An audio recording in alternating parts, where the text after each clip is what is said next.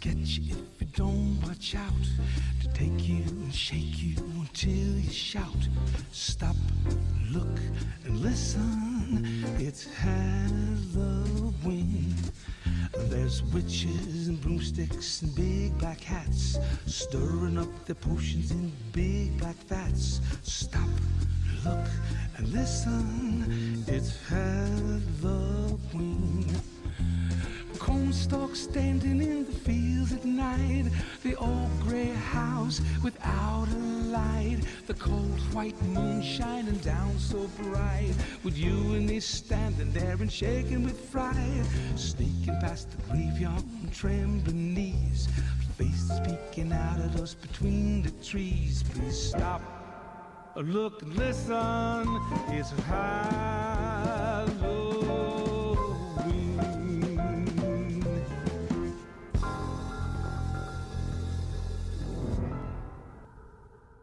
Well, Halloween Kills came and went, and God, I really don't want to say it because it'll just sound like I'm repeating myself again from my last video, but Halloween Kills was disappointing, guys. Coincidentally enough, though, I'm not alone in this. This movie is pretty polarizing among fans. It seems like you either really enjoy this movie for the dark, atmospheric nature of it, or you're disappointed because the movie doesn't really further any of the storyline, almost at all. And if I had to put myself onto either side, you know, between being disappointed and actually enjoying it, I'd probably be somewhere near the middle. Of course, you know, you may be asking yourself, now, why would anybody go into a Halloween movie expecting a good story? You know, because it's just a slasher movie where the main villain is just a guy.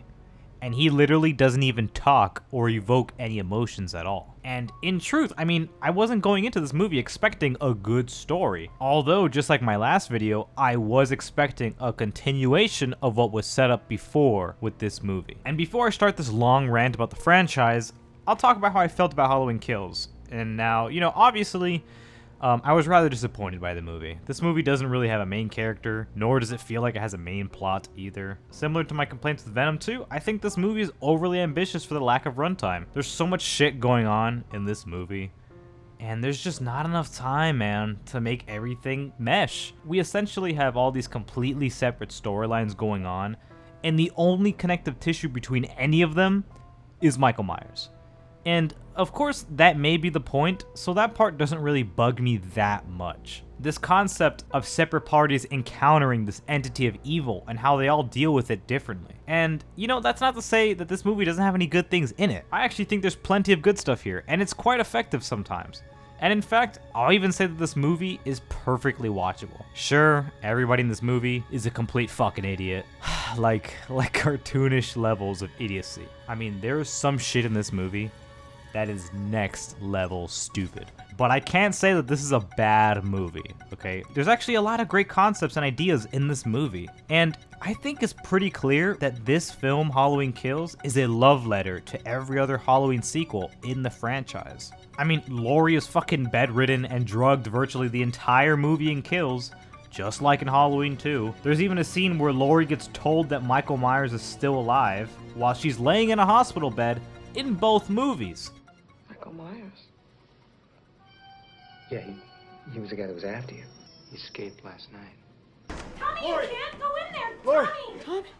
Laurie, Tommy! he killed Marion, and he attacked Lindsay too. What?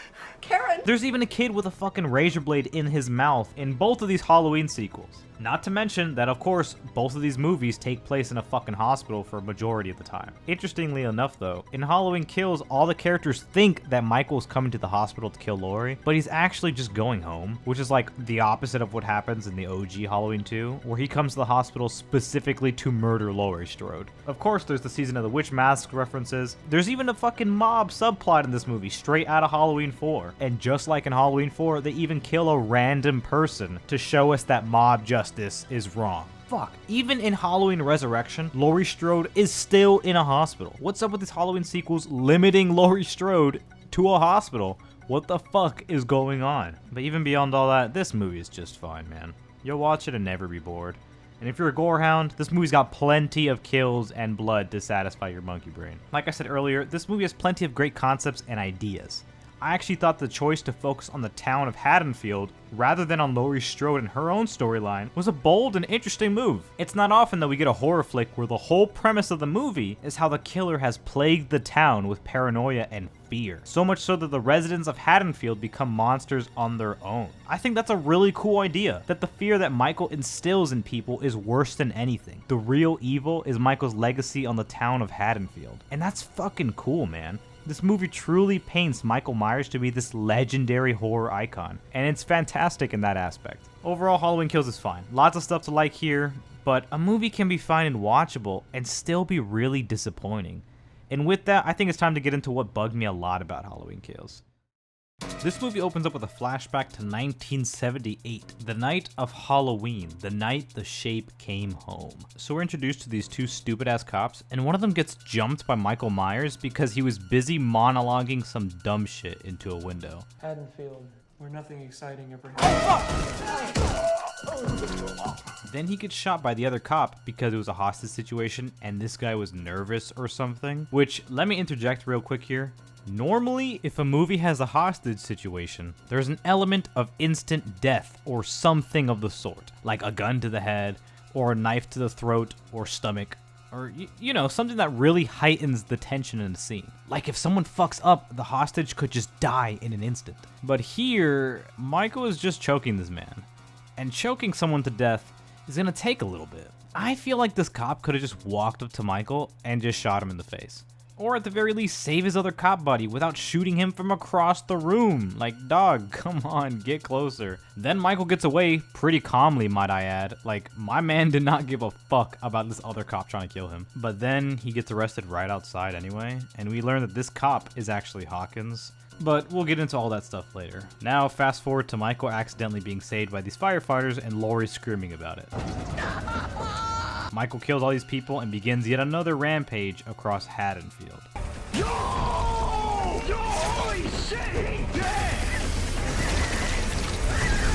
Alright, so far so good. I'm on board. I'm digging this. Alright. I mean, Michael's basically John Wick now, but it's fine. I'm not bored. But then comes the bar scene.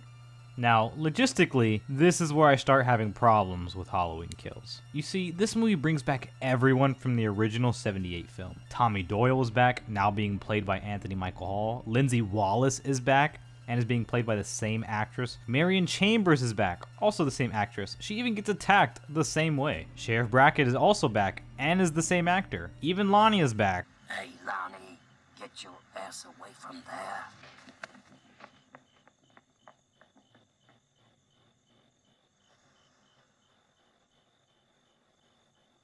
Even though I don't think that's the same actor. Now, why the fuck is everyone still here in Haddonfield? And not only that, but also in town during Halloween night? No one was traumatized enough to just up and move out of town? I mean, I could believe some characters staying behind, but everyone? At least this was addressed in films like Halloween 4.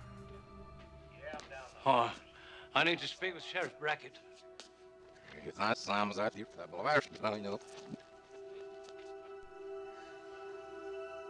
What? Moved to St. Petersburg.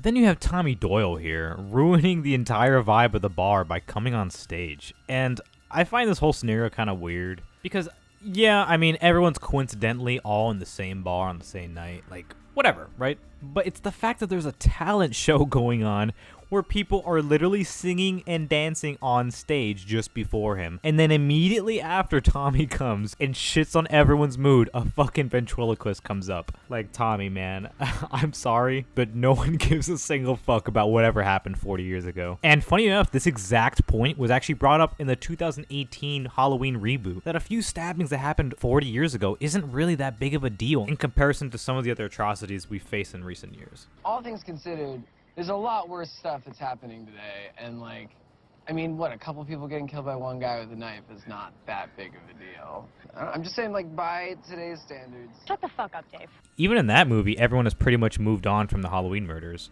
There's even a subplot about that exact thing with Laurie and how her fear of Michael ruined her family. All this hiding, all this preparation, it was for nothing. It took priority over your family. It cost you your family. If the way I raised your mother means that she hates me, but that she's prepared for the horrors of this world, then I can live with that. Everyone just wants to move on, but Laurie is the only person living in the past. This is exactly why we don't reach out. Mom.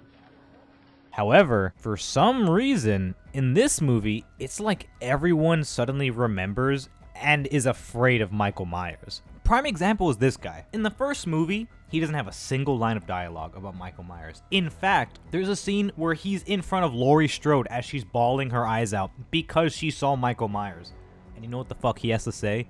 Nothing. He just sits there and stares at her. Hell, even when he first meets her, he has no idea who she is. But in this movie, he fucking says this shit. He's infected your family, he's infected my family with grief and fear for 40 years. He's gonna die tonight.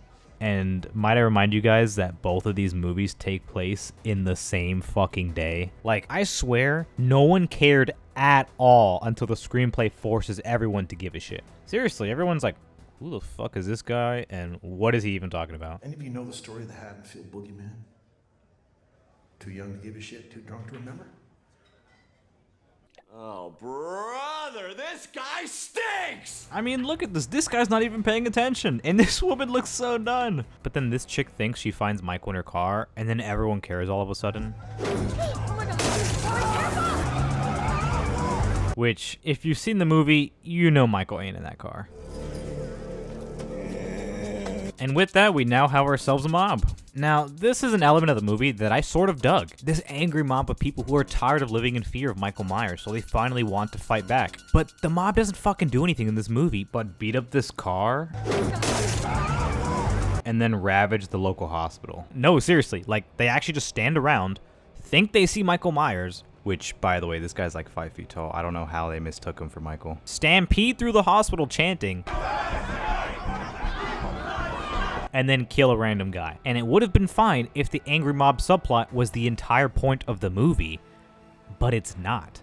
Instead, we get this half-baked social critique on mob justice. And again, I think the mob is cool, but it doesn't feel motivated enough. Like, I understand Tommy's motivations, and I understand some of the other people in the mob and their motivations. Like, you know, some people had their kid murdered from last movie, right? But I just wasn't really buying the mob that much. On a quick side note, I think it's kind of strange how this hospital just has an open morgue to the public. Why the fuck can you just walk up to the morgue and stare through the open window at these dead people? What kind of hospital is this? But whatever, back to what I was saying. And it also doesn't help that the moment this guy splatters on the ground, that the movie just drops all that social commentary and goes back to a schlocky slasher. You see, like many others have said before me, Halloween Kills doesn't really know what it wants to be. And I totally get that there are different kinds of horror movies, you know, many of which juggle multiple genres and themes. If you want to be more akin to the classic slasher movies, that's great. I love those campy bloodfests. If you want to be a metaphor for mob justice, that's bold and interesting, cool, do that.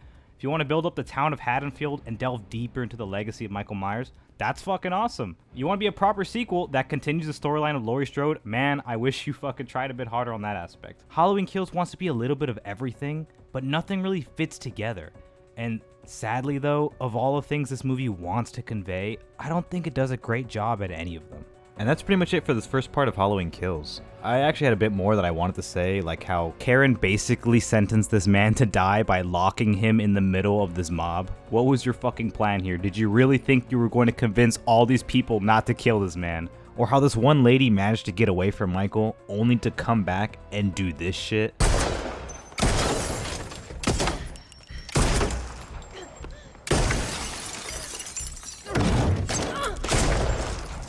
Jesus, what the fuck, man? Like, not only did she come back, but she also walked closer while having a gun. I also just really like this shot of Michael sitting in the driver's seat. Like, he just looks so small. Or when the angry mob finally got their hands on Michael, they didn't do nearly what they should have. Like, these fiends were literally frothing at the mouth to kill this random ass dude, but when they finally get to fight Michael, they don't give him the same treatment at all. I don't know, like I said, the people in this movie are fucking stupid. I just unfortunately couldn't fit all that into this one video because these past 2 weeks have been absolutely crazy for me, and I wasn't able to write and edit everything I wanted to, so a second part of Halloween Kills is going to be coming out in about a week or so. Even though we'll be in November, so Halloween is kind of irrelevant at that point, but whatever. Hopefully you guys come back for the second part. Thanks for watching.